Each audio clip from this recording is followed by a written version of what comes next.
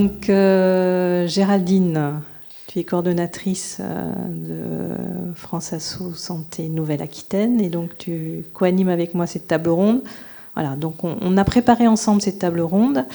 On a essayé de trouver donc des thèmes un peu différents des retours d'expérience que vous avez eus jusqu'à présent sur le déroulement d'une visite de certification. Pendant toute la matinée, donc, vous avez eu des présentations de différents intervenants institutionnels ou de nos structures régionales. Là, on voulait avoir un retour des établissements qui ont passé leur certification. Oui, merci beaucoup Catherine. Alors, on revient toutes les deux, puisque il y a pratiquement un an de ça, on animait la réunion régionale pour le lancement de la certification. C'était il y a un an ou un an ou 2 ans. Oui, 2 ans. Oui. Donc nous revoilà toutes les deux. Mais on était en visio. Et on était en full visio, ouais. Alors que là, nous sommes en full c'est quand même plus agréable présentiel, quand même de se voir. Mais vous aurez un replay et les supports à distance sur la chaîne YouTube du CK. Donc absolument, on a voulu, donc on l'a dit, d'ailleurs Patrick Charpentier avait dit, il y a un avant, il y a un pendant et il y a un après. Donc c'est aussi un peu ça qu'on a essayé de traduire dans les questions qu'on va poser à nos invités. Alors peut-être que tu peux démarrer, Catherine, sur les premiers invités pour préparer et puis lancer un peu donc, les questions et les débats et les échanges. Oui. Alors, merci à nos invités. Donc, nous vous avons proposé de participer à cette table ronde. Est-ce que vous représentez un petit peu les différents niveaux de certification au cours de votre préparation à la certification et puis nous avons, au-delà d'un établissement, la représentation de l'usager également à la table ronde. Nous allons commencer par Stéphanie Tamizier et Cécile Marsaudon. Vous avez été toutes les deux, les établissements ont été certifiés avec mention. Donc Stéphanie Tamizier, vous êtes pharmacienne, responsable qualité et présidente de CME au Centre de rééducation fonctionnelle d'Iglamo, une association art de vie à Rouillé-Saint-Estèphe en Charente.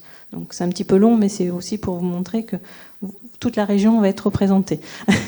Alors des fois je cite les villes parce que tout le monde ne connaît pas forcément la belle bourgade de Saint-Estèphe en Charente. Donc votre établissement, c'est un établissement ESPIC. Là aussi nous nous sommes assurés d'une certaine représentativité de tous les types d'établissements à cette table ronde. Vous avez 80 lits en hospitalisation complète, 30 places en hospitalisation de jour, une équipe mobile de réadaptation. Et donc, vous avez été certifié avec mention en 2022. Et vous, Madame Cécile Marsaudon, là, vous êtes avec l'étiquette directrice de l'amélioration qualité de la polyclinique de Limoges pour cette table ronde. Votre établissement donc privé regroupe 2 sites, le site de François Chénieux et un autre site à Colombier. Donc vous êtes sur Limoges, vous disposez d'un service d'accueil des urgences, de spécialité médicale et chirurgicale, d'une maternité et d'un plateau technique. Et donc vous avez été certifié en 2022 avec mention. Donc ma première question à vous deux, mesdames, certes, vous avez une mention, mais au-delà de cette mention, comment, selon vous, quels sont les éléments clés qui ont permis la réussite de ce niveau de certification et qu'est-ce que cela a apporté à votre établissement? Pour nous, à mon avis, un des points clés, c'est l'implication des équipes, des professionnels de terrain. Parce qu'effectivement, les experts visiteurs vont... La direction, les cadres, oui, mais maintenant, ils vont vraiment au contact des professionnels de terrain et il faut vraiment les impliquer dans la préparation de la certif. C'est vrai que nous, on s'est organisé comme ça, on a fait des groupes de travail où on a demandé aux professionnels de terrain de s'impliquer. Ils ont chacun eu une quinzaine de critères à réviser, on va dire. Et l'objectif, c'était de dégager ce qu'on avait déjà dans l'établissement, les points positifs de l'établissement, ce qu'on avait déjà mis en place, mais également les points d'amélioration qu'on pouvait dégager. Donc ils ont été très productifs puisqu'on a eu pas loin d'une centaine d'actions à mettre en place. Donc on ne les a pas toutes faites. Mais ça les a vraiment impliqués. Ils ont compris l'importance de la certification, les attendus. Parce que des fois, c'est les cadres, c'est la direction qui veut ça. Mais en fait, non, c'est vraiment l'attendu. Donc il faut essayer d'y répondre, faire au mieux. Donc pour moi, c'est vraiment ça. Et également la mise en situation. On l'a dit là dans les différentes présentations, mais c'est les patients traceurs, les traceurs ciblés. C'est vraiment très important de préparer pour moi les équipes à ce genre d'audit. Voilà. Et c'est vrai qu'on a alors aussi bénéficié de l'aide du CECA pour cette préparation, et ce qui nous a donné un œil extérieur. Et effectivement, l'œil extérieur est très important, à la fois pour les professionnels, mais également même pour la direction. Des fois, ça peut nous donner un petit levier pour... vous voyez, là, on n'est pas bon, vous ne voulez pas y aller, mais il faut quand même y aller. Donc, voilà, pour moi, c'est vraiment ces points-là très importants. Merci. Cécile Marsaudon, pour la Polyclinique de Limoges. Mais écoutez, je partage, parce que du coup, c'est aussi l'implication des équipes, un des points clés. Clairement, nous, on n'est pas parti de zéro parce que du coup, il y avait déjà cette culture qualité, une organisation de la qualité, management par la qualité, l'implication de la CME, l'implication des usagers. Et indépendamment de la certification, tout ça fonctionnait indépendamment de la certification elle-même. Pour exemple, ces 50 événements indésirables déclarés par semaine, c'est des RMM qui en continu sont faites tous les 15 jours pratiquement. Donc ça, c'est d'abord, pour moi, un des premiers points clés, c'est-à-dire d'avoir une démarche continue. Après, on a préparé cette certification pendant 1 an et demi avant. Clairement, on ne savait pas, puisqu'on a été certifié, la visite a eu lieu en décembre 2021. Au départ, on était parti pour une V14, et puis finalement, le manuel est sorti, c'était une 2020. Donc ça nous a un peu déstabilisé, mais pas tant que ça, puisqu'on on a gardé nos groupes de travail par processus. On a gardé dans ces groupes de travail les usagers, les présidents, les médecins. On a fait des fiches de mission pour chacun responsable du groupe. Donc on avait le groupe hygiène, on avait le groupe bloc, on avait le groupe maternité. Et puis effectivement, comme vous, du coup, on a réparti les critères. Le bloc avait la checklist, bien sûr, mais il y avait des critères qui étaient pour tout le monde. L'intimité, la confidentialité, ça, c'était pour tout le monde, pour tous les groupes de travail. Et ils avaient en charge, en fait, de s'auto-évaluer à 2 moments, puisqu'on avait pris le temps, de s'auto-évaluer à 2 moments de la préparation de la certification, donc en janvier et en juillet, et de mettre en place des actions d'amélioration comme vous, tout au long de cette préparation. À la suite de ça, donc ils ont été très productifs aussi, ils ont beaucoup imaginé tout un tas d'actions. Nous, service qualité, on les a accompagnés tout au long de cette préparation avec des outils. Alors, c'est ensuite sorti, la HS a ensuite sorti un outil qui permet d'extraire les critères avec des fichiers Excel, etc. Nous, on l'avait déjà créé parce que ce n'était pas encore créé.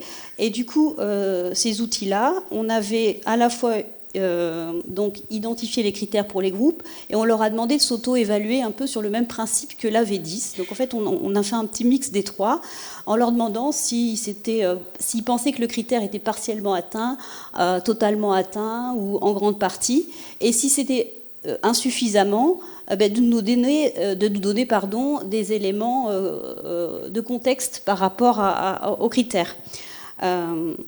Une fois que donc il s'était évalué 2 fois, on a mis un espèce de couperet à la fin, parce que du coup il fallait qu'on arrive à préparer aussi cette certification, et on leur a demandé de se centrer vraiment sur les impératifs, sur ce que la HS dit ne plus vouloir voir et que nous non plus ne nous voulons plus voir dans nos établissements. Et là, du coup, on leur a demandé de se centrer là-dessus et de s'assurer que ces impératifs était vraiment, du coup, qu'on était en conformité avec le référentiel. Donc voilà, c'est comme ça qu'on a préparé la certification. Un gros travail de préparation, gros investissement de tous. Il y a aussi, dernier élément clé sur lequel j'aimerais revenir, c'est aussi la préparation de la visite de certification. Là, je pense qu'il y a un échange avec le coordonnateur. Et puis la préparation, je ne sais pas si vous l'avez vécu comme ça aussi, mais toute la préparation de ce calendrier, où là, il faut être très attentif à ce que vont voir les experts, à les accompagner et à ce qu'ils aient bien tous les documents au moment où l'audit arrive.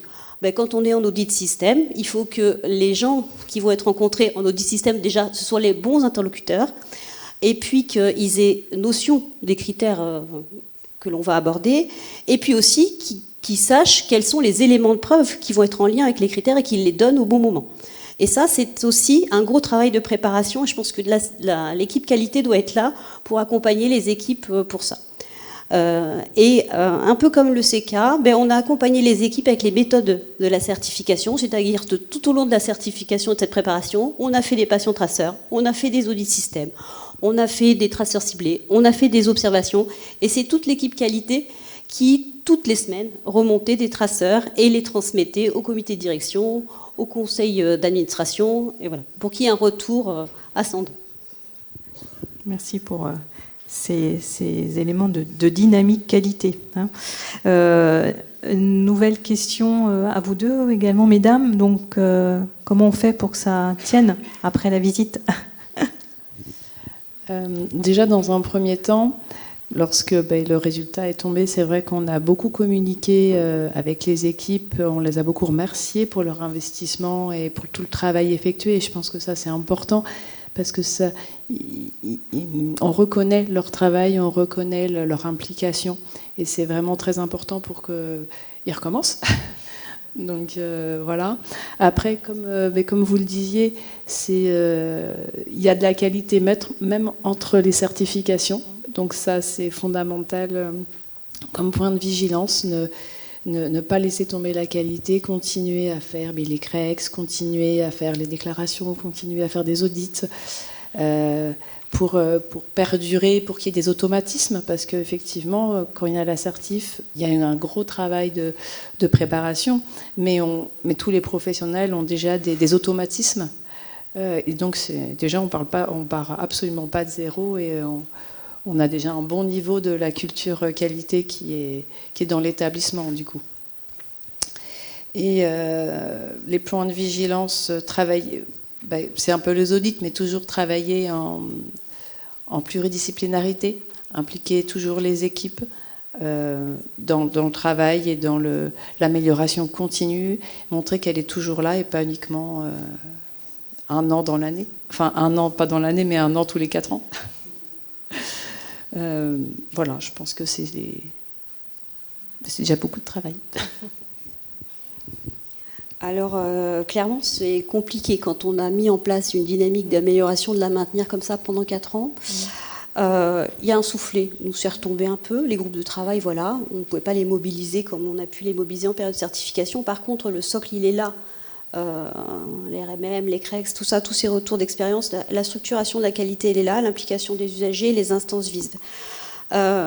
Donc ça, voilà, on a laissé peut-être une année où voilà, ça, on a temporisé un peu les choses, on est parti sur d'autres projets, d'autres appels à projets ARS, et on a relancé les équipes sur d'autres sujets, mais qui étaient quand même des sujets de qualité, même si ce n'était pas tout à fait en lien avec la certification, c'était en lien avec les parcours, et peu importe. Après, là, du coup, là maintenant, on est dans une phase de relance, où du coup on a redéfini des orientations qualité, gestion des risques, qui font sens, toujours le mot qui fait sens avec le même mot que la HAS, donc quelque chose qui fait sens pour les équipes, c'est-à-dire quelles sont les orientations. On m'a parlé de relancer le CLUT, oui, parce qu'il n'existe plus chez nous, voilà, quelque chose qui vraiment a un sens et pas des orientations qui ne sont pas suffisamment concrètes pour les gens de terrain. Donc on a lancé ces grandes orientations, on les a fait valider par la commission médicale d'établissement, on va les faire valider par nos usagers.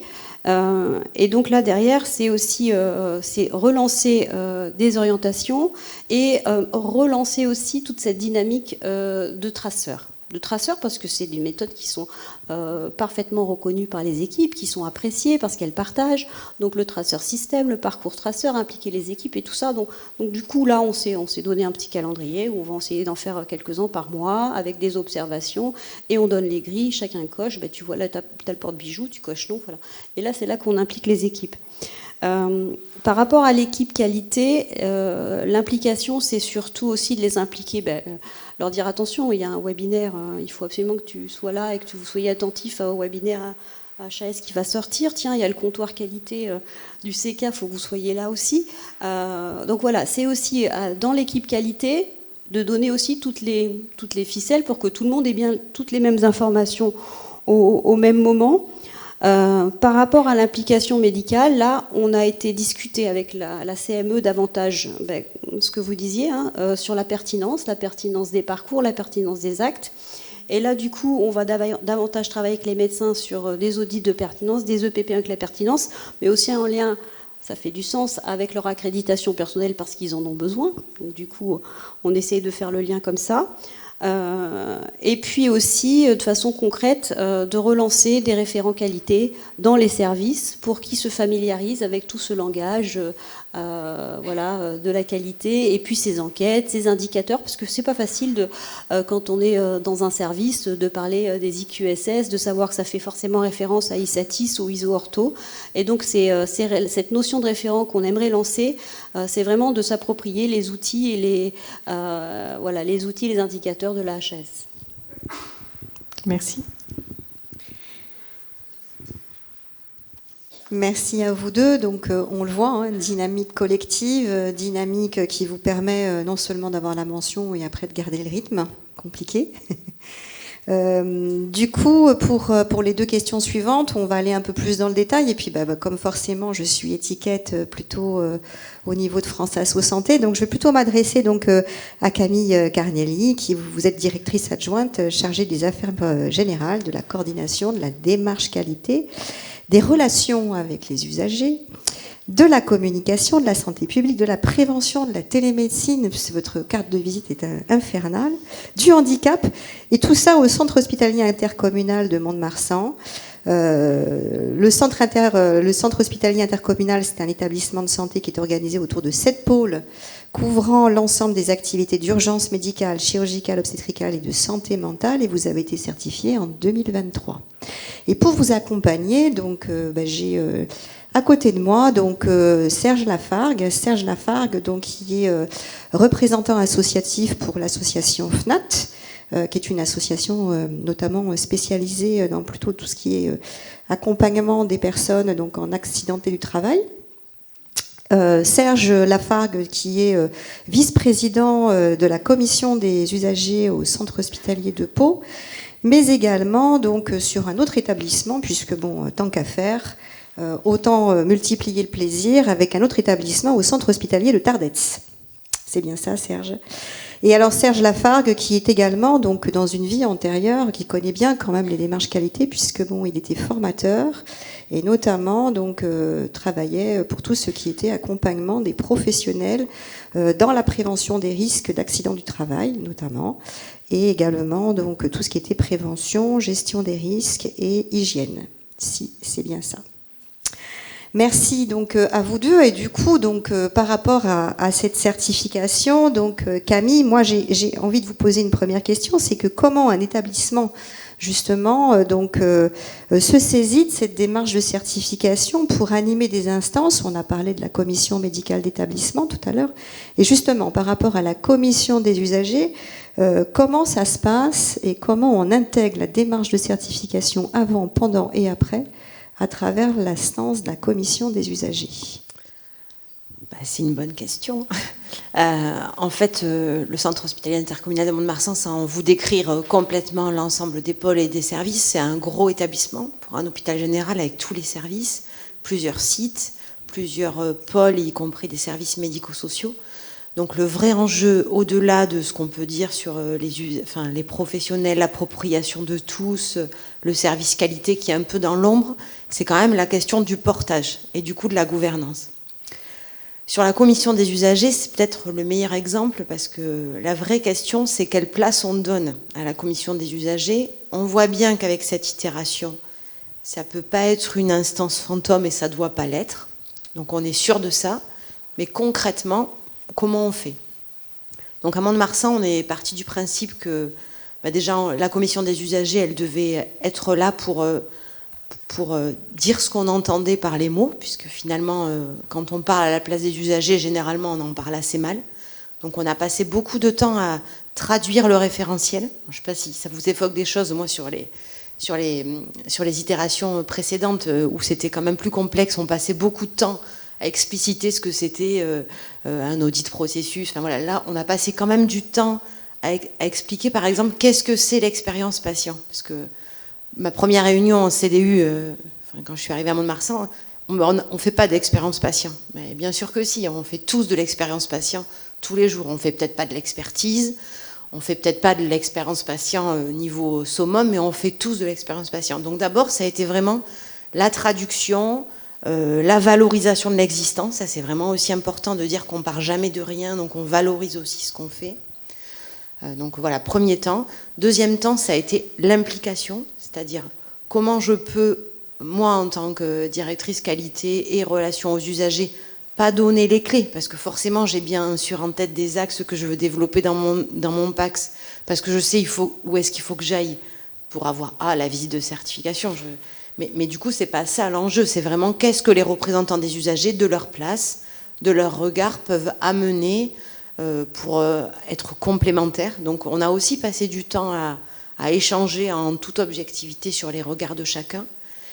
Et après, voilà, vous le voyez au niveau de mon titre, mais enfin, au niveau de l'hôpital, je crois que voilà, si j'ai des collègues hospitaliers dans la salle, ils le savent, il y a quand même la question du cloisonnement. À l'hôpital, on est très cloisonné, très ma direction, mon silo. Du coup, on a passé du temps aussi à décloisonner, donner du sens. Voilà, ça fait pompeux, mais vraiment, c'était ça, c'est-à-dire de dire qu'est-ce que, au niveau de la CDU, on a vraiment envie de porter, mais pas que sur la certification. Ce que je vois aussi sur mes plaintes et mes réclamations, ce que je vois au niveau de mes médiations, qu'est-ce que j'ai aussi envie de valoriser au niveau de mes contrats de pôle et de mes objectifs au niveau des indicateurs qualité et sécurité des soins. L'idée, c'était que sur ce avant, pendant, après, on puisse avoir ce fil rouge qui ne s'essouffle pas, mais surtout qui ne peut pas s'essouffler parce qu'il est ancré dans les pratiques. Donc voilà, c'est un peu tout ça en fait, ce quotidien à la fois compliqué parce qu'il faut le tenir et à la fois riche parce que c'est aussi un levier managérial en fait. Voilà. Merci beaucoup. Alors côté, donc on le voit bien, direction qualité, relation des usagers avec tous les enjeux que ça porte, et du côté donc du représentant des usagers. Serge, donc comment un représentant des usagers peut se saisir aussi du coup des résultats d'une certification, quelle qu'elle soit, pour améliorer la dynamique, le partenariat donc, entre les usagers, les professionnels, les équipes de soins, les directions, en termes d'information, de droit et également de sécurité des soins. C'est un gros programme. Alors moi, pour des raisons personnelles, je n'ai pas assisté à la visite de certification parce que je me suis blessé. Alors pour un préventeur, ça la fiche mal, mais ça arrive. Je me suis blessé, donc je n'étais pas disponible, mais pour me faire un petit peu l'écho de mes collègues représentants des usagers de la commission, ils ont été très bien accueillis et dans la bienveillance par l'organisme de certification, et je crois savoir que c'était même le responsable qui les a audités. Ça s'est très bien passé. Et par contre, par rapport à ta question, j'ai déjà vu passer un questionnaire sur le fonctionnement de la CDU, et en rapport avec la certification, il y a encore des progrès à faire par rapport à la représentation des usagers, l'implication des usagers. Alors j'ai commencé déjà à rectifier un petit peu le questionnaire qui a été rempli déjà par le service de relations des usagers. Donc j'ai amené des annotations parce que, bon, tout à son honneur, elle est nouvelle dans l'établissement, elle vient de notre établissement, donc elle a pris ses fonctions en début d'année. Donc elle ne connaît pas tous les tenants et les aboutissants au niveau de l'établissement. Moi, c'est mon deuxième mandat à Pau. Donc je commence un petit peu à me faire au fonctionnement, à l'inertie dans certains services ou pas. D'ailleurs, à cette occasion, on nous a permis de visiter sur notre demande tous les services, parce qu'il faut savoir que dans l'établissement, beaucoup de professionnels ne connaissaient pas la représentation des usagers, ce qui est quand même assez fort de café aujourd'hui, parce que la démocratie en santé, c'est pas d'aujourd'hui quand même. Donc on s'est fait fort on a eu un calendrier qui a été fixé par la CME, par le service des relations des usagers. On a fait les visites, il nous en reste 3. On a été très très bien accueillis. Alors principalement par les cadres de santé, parce qu'effectivement les équipes opérationnelles sont sur le charbon tout le temps ardent. Mais par contre, on a eu un retour des demandes de pas mal de services de se rencontrer plus posément pour qu'on puisse échanger. Donc il y a énormément de progrès. Donc on a affaire d'ailleurs à des professionnels qui sont très investis dans les différents services. Moi, je tire leur chapeau parce que les conditions ne sont pas faciles. Il y a des services qui sont en manque de professionnels, donc ils sont en recherche, donc ils sont vraiment en déficit dans certains services, et notamment vis-à-vis des personnes âgées dans les services gérontologie et autres, c'est très problématique. Donc on essaye, et au travers de la certification, on voudrait être un peu plus impliqué effectivement en amont sur la démarche, quand il y a, avec le service qualité notamment. Je me rapprocherai de Mont-de-Marsan pour prendre un petit peu des exemples et puis essayer de mettre dans le coup mes collègues. Et on attend d'ailleurs un RU nouveau, parce qu'on a un RU qui nous manque depuis décembre 2022. On devrait être 4, on n'est que 3, donc ça serait bien qu'on soit 4 pour mieux fonctionner. Voilà. Qu'est-ce qu'il y a d'autre à vous dire? Si vous avez des questions, n'hésitez pas. Ouais. Alors on était sur les prises en charge plutôt hospitalières jusqu'à présent, mais il y a aussi l'hospitalisation à domicile. Donc Madame Dominique Felden, vous êtes directrice de l'HAD, la mutualiste de Charente. Vous êtes chez vous. C'est ça. Et donc vous avez intervenu sur le département de la Charente, donc au domicile des patients. Vous êtes une structure ESPIC et vous avez été certifiée en 2021 avec mention. Donc cette animation de CDU, comment ça se passe pour l'hospitalisation à domicile? Alors, avant d'évoquer la CDU, la certification dans une HAD associative comme nous, donc petite structure de 60 salariés, rattachée certes à la mutualité, qui nous met à disposition les services supports tels que la qualité, ça représente un engagement de tous les acteurs à de multiples reprises tout au long de la certification, parce qu'on est peu nombreux. Donc du coup, quand on a commencé à travailler la certification, on s'est, pour renseigner le guide d'auto-évaluation, on s'est beaucoup appuyé sur les instances. Parce que nos instances vivent dans la structure, mais ils reprennent bien souvent les mêmes professionnels, vu le nombre. Donc, dès qu'on a travaillé les indicateurs avec les instances, en fonction des thématiques, on a essayé de proposer des actions concernant les écarts aussi via les instances.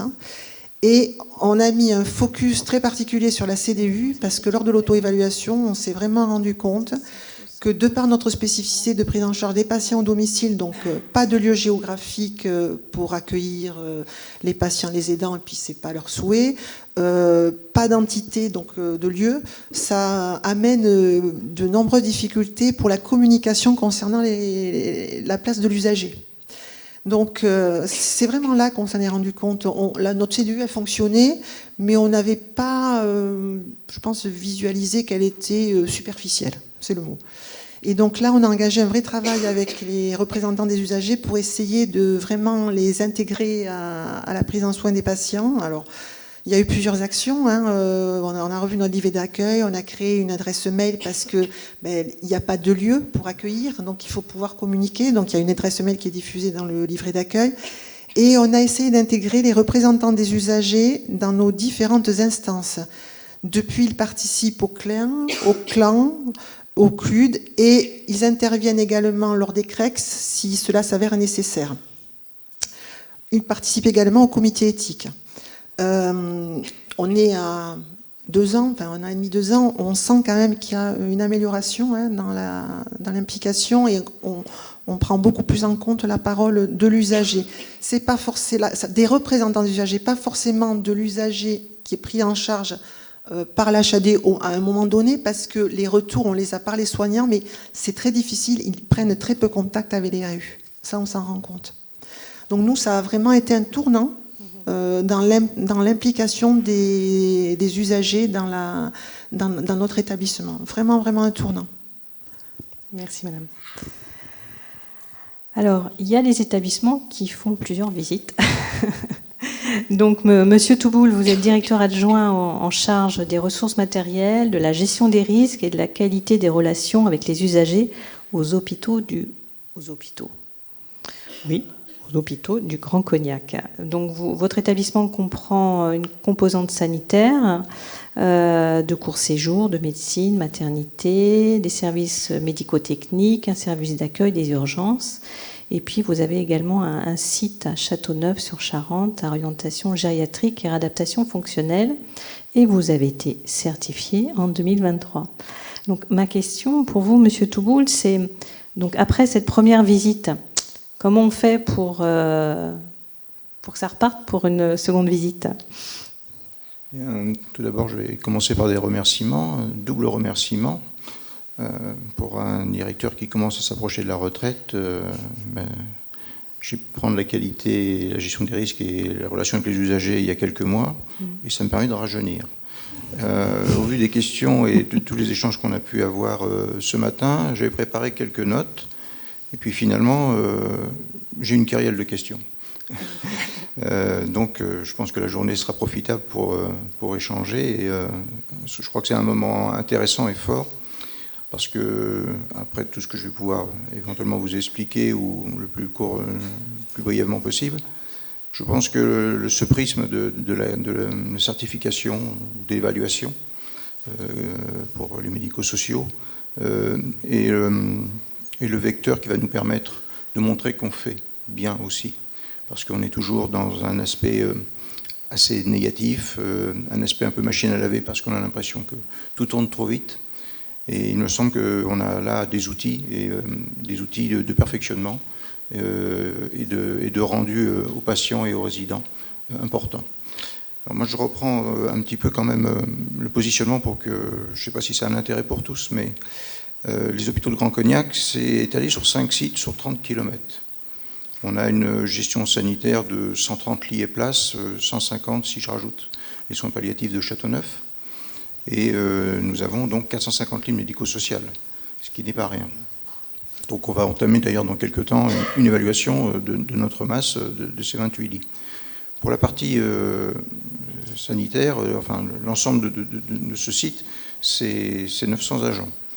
Donc une des questions que je me repose, c'est comment vont évoluer les évaluations et les certifications dans l'avenir.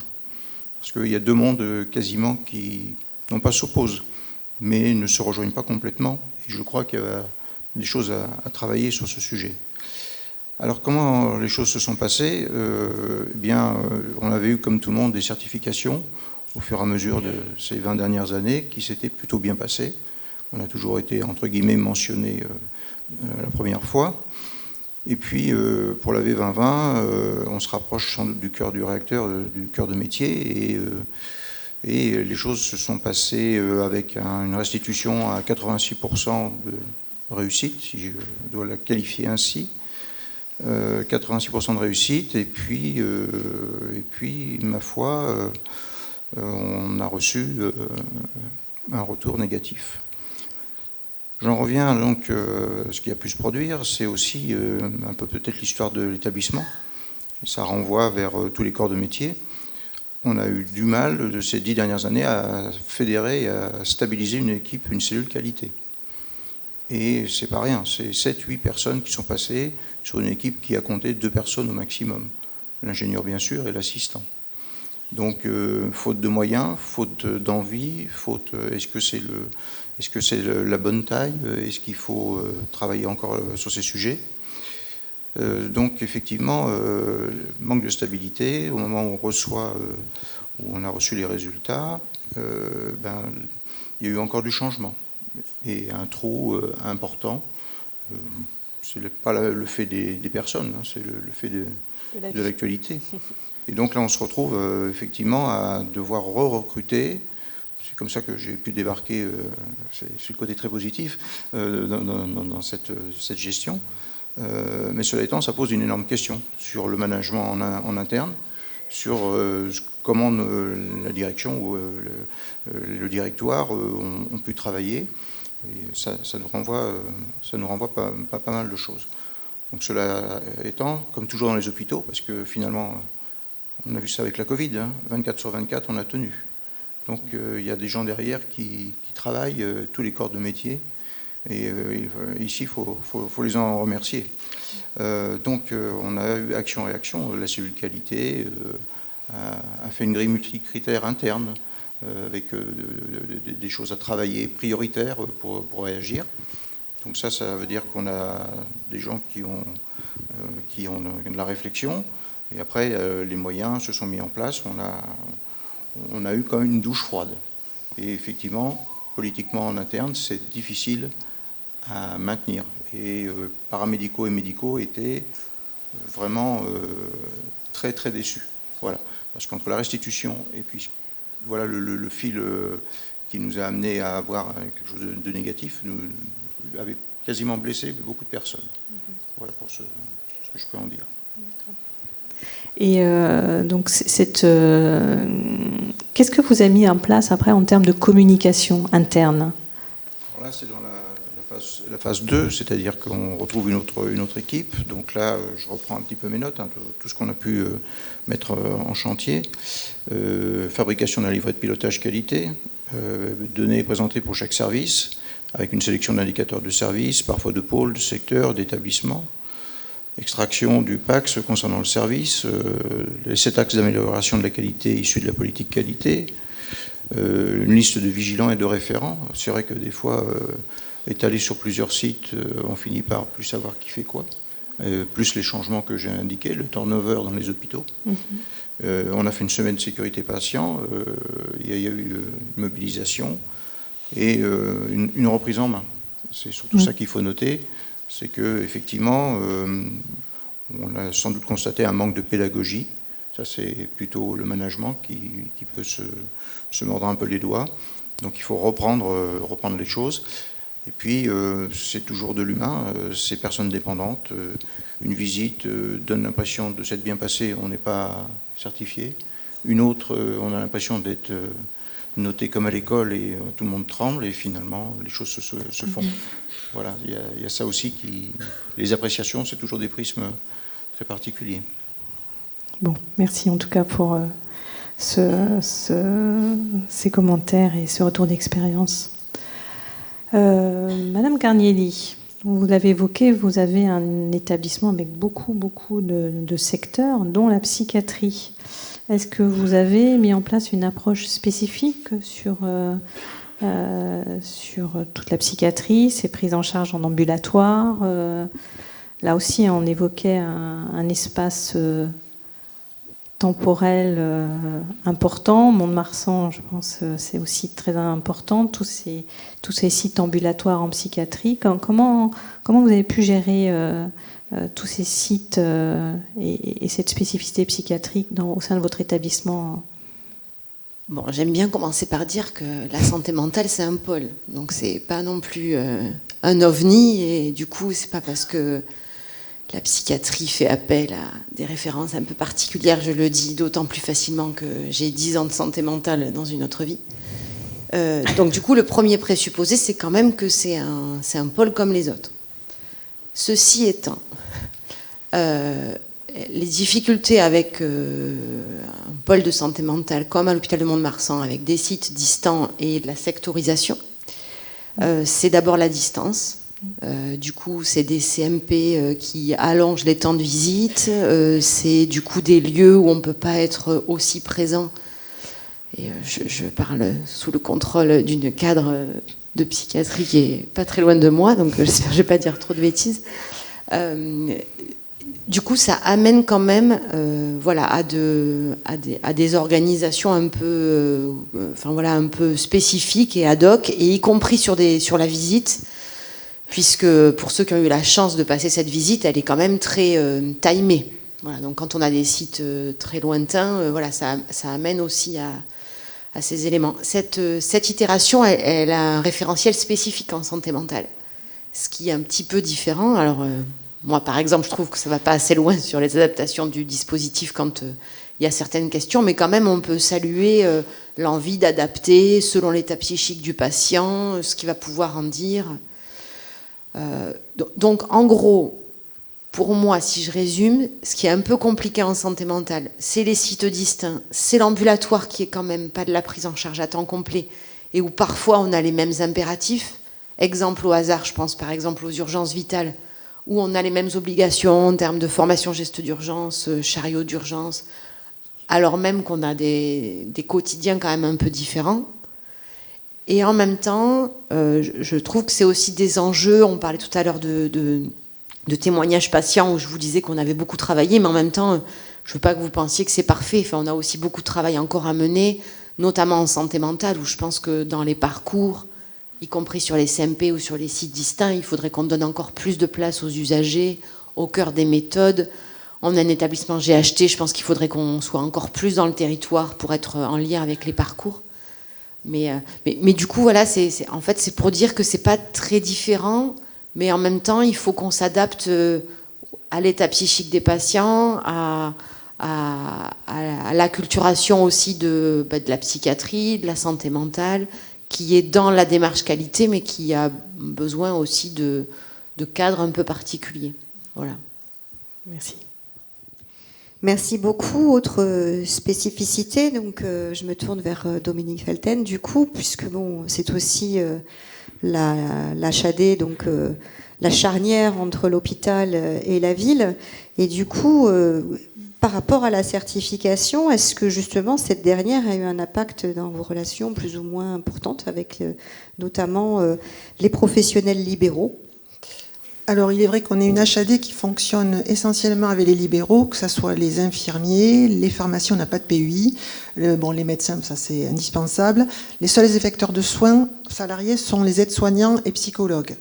La certification n'a pas eu vraiment un impact directement sur nos relations, parce qu'on en a toujours eu avec les libéraux, c'est historique, hein, on travaille avec eux depuis 1974, donc il y a des commissions qualité infirmiers libéraux, il y a des formations. Par contre, c'est la certification de 2018 qui a eu un impact, parce que nous avons une recommandation sur la traçabilité de l'administration du médicament, et suite à ça, on s'est engagé dans une démarche de réorganisation, alors qui a été impactée par le Covid, hein, on a arrêté 1 an et demi, mais on a repris en 2021 et on a informatisé les domiciles des patients, il y a des tablettes à domicile, et les libéraux ont accès à nos logiciels métiers sur leur téléphone ou bien au cabinet pour le médecin. Donc là, ça a vraiment eu un impact sur les libéraux, parce qu'ils sont beaucoup plus impliqués dans la traçabilité, les transmissions. Avant, on n'arrivait pas à avoir de transmission écrite dans les dossiers. Là, comme c'est informatisé et plus facile, ils peuvent le faire à leurs heures perdues, hein, des fois en rentrant chez eux. Donc, on a beaucoup plus de suivi des patients et ça, c'est vraiment un réel bénéfice. On a déployé l'ensemble du territoire et là, actuellement, on est en train de déployer pour les autres métiers, c'est-à-dire kiné. Et on va déployer aussi pour orthophonistes et on a déployé pour tous les autres partenaires tels les EMSP et les prestataires, et ça aussi, ça a été vraiment une réelle plus-value et beaucoup plus de cohésion dans le travail. Donc indirectement, la certification a eu un gros impact sur nos organisations et sur l'amélioration de la continuité des soins. Merci. Une dernière question, et je pense qu'on va aussi vous la poser, Madame Felden. 2025, prochaine visite, peut-être 2025 ou à partir d'eux. C'est quoi vos enjeux pour cette prochaine visite ? On n'y pense pas trop encore et on n'est pas trop inquiet parce que la culture qualité est prégnante dans la structure. Ouais. Donc c'est le quotidien, c'est les CREX mensuels animés par notre responsable de qualité, c'est la réalisation, dès qu'on a une nouvelle activité, l'élaboration de process validés. Donc ça fait partie un petit peu de notre vie quotidienne, je dirais. La seule différence, c'est que viennent de sortir les nouveaux critères numériques. Oui. Donc là, je pense que ça sera un enjeu, un réel enjeu. Après, on s'y prépare aussi. Les indicateurs IFAC numériques nous y préparent. On est assez serein. Ça ne nous inquiète pas. Bon. Merci pour ce dernier mot. Je te laisse clôturer cette table ronde. Merci en tout cas à toutes et tous. Donc on voit vraiment une pluralité dans la façon dont vous avez procédé, l'avant, pendant, l'après, avec à la fois les difficultés, les espoirs aussi, parce que je trouve qu'il y a quand même des dynamiques. Je pense que c'est quand même un mot qui ressort de toutes vos expériences, vos retours d'expérience. Peut-être qu'on voit avec la salle s'il y a des questions complémentaires qui peuvent être posées avant le miam-miam. Oui, on a le temps. Oui. Monsieur Charpentier. Oui, c'est deux observations. D'une part, en effet, que ne serait-ce qu'au niveau de l'HAD, avec des gens qui sont éclatés au domicile, il y a moyen de pouvoir faire de la dimension de démocratie en santé, de représentation des patients et des usagers. Ça me semble important parce que le multisite, ça excite beaucoup. Moi, si je prends le GHT Aix-Limousin, il fait 18 établissements. Donc, je veux dire qu'il y a cette dimension à prendre en compte, et je vous en félicite. Par contre, je voudrais revenir sur un petit peu les propos de M. Touboul. Je pense qu'on a tous été... moi, je suis président de la commission d'usagers au CHU de Limoges. On a tous eu la réaction que vous évoquez. C'est-à-dire qu'avec des gens qui sont venus nous auditer, très bienveillants et très à l'écoute, et de ce côté-là, on peut le renvoyer au niveau de la Haute Autorité de Santé, des gens conscients de la certification en période de crise. Mais on a tous, plus ou moins, même les usagers, les professionnels, été un petit peu avec ce questionnement. Mais comment se fait-il que sur le temps de restitution, on est à 80, 85, 90, 95%, et quand le verdict tombe, on n'est pas certifié. Alors, j'ai entendu ce que vous disiez, c'est-à-dire que vous avez aussi pointé dans des établissements des choses que vous ne voulez plus voir. Mais je pense qu'il faut qu'elle soit très très claire dans la restitution. Parce que...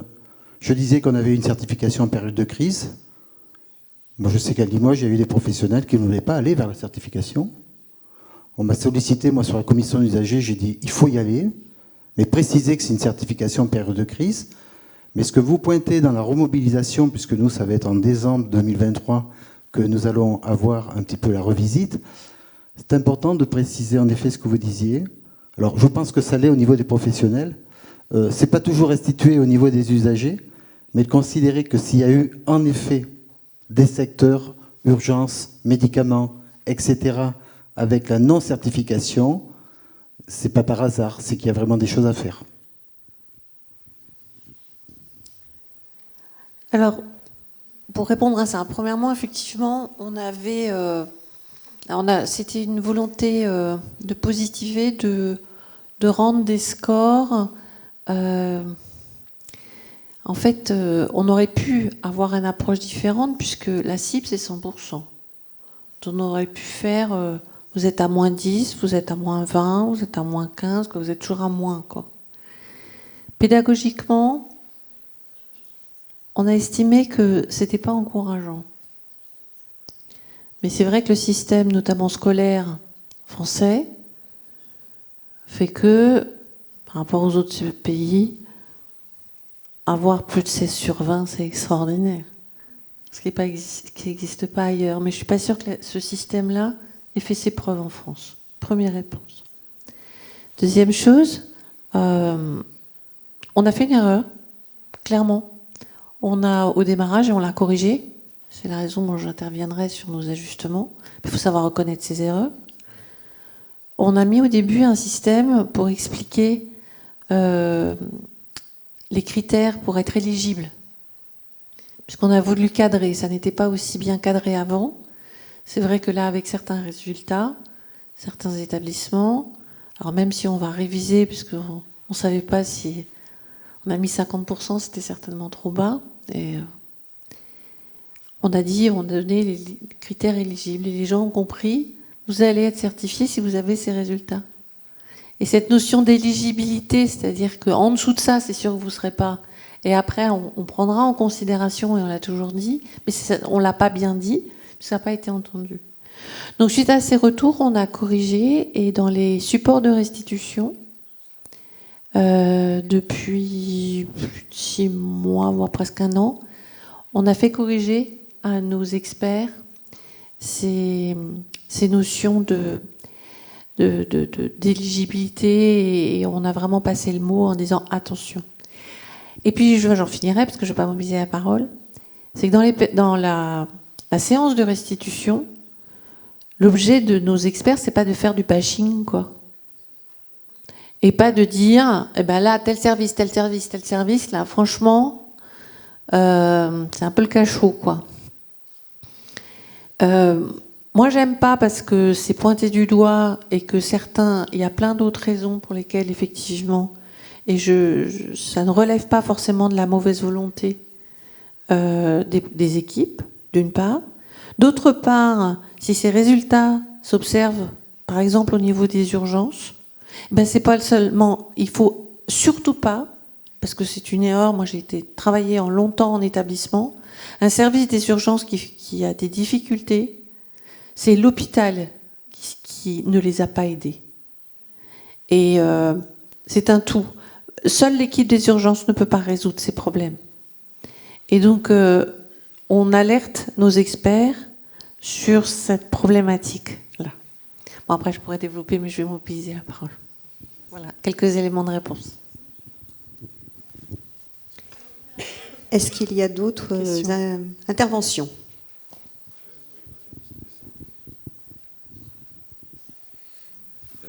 Bonjour, donc oui, je suis Rémi Gittel, je suis médecin psychiatre dans un hôpital de jour à Senon, et j'avais une petite question sur le cadre particulier de l'exercice dont vous avez parlé, puisque en fait on est une toute petite structure, on a moins de 10 salariés, et sur ce cadre à adapter, est-ce que vous pourriez nous aider, préciser voilà. Bon, là, votre question est hyper dure, parce que normalement, je ne peux pas faire ça. C'est une question de gouvernance, en fait. Moi, c'est vrai que j'ai quand même un peu de mal à devoir rentrer dans les cases pour devoir rentrer dans les cases. Mais voilà, ça, c'est moi, quand je parle en comité de direction à l'hôpital de Mont-de-Marsan, qui vais pouvoir porter ça. Donc, je vais être mal placée pour vous donner quelque chose d'objectif. En tout cas, si c'était moi, qui était directrice d'un hôpital de jour de moins de 10 places, avec une adaptation du dispositif, ce que j'imagine que je dirais à mes équipes, c'est qu'est-ce qu'on porte collectivement, c'est-à-dire je remplirai mes critères impératifs, puisque globalement, sans critères impératifs, c'est sûr, vous n'êtes pas certifié, et globalement, il y a quand même des grands enjeux en termes de qualité des soins, donc je remplirai mes critères impératifs, et pour le reste, je me demanderai si dans mon quotidien, ça a un vrai impact en termes de qualité des soins. Et je pense, pour pouvoir emporter toutes mes équipes dans une certification qui ferait sens, que je mènerai cette démarche adaptée à ce diagnostic que je pourrais expliquer aux experts visiteurs et où je pourrais essayer de remplir au mieux les grilles du référentiel en fonction de ça. Mais voilà, n'oubliez pas l'introduction, c'est vraiment subjectif. Ok, merci.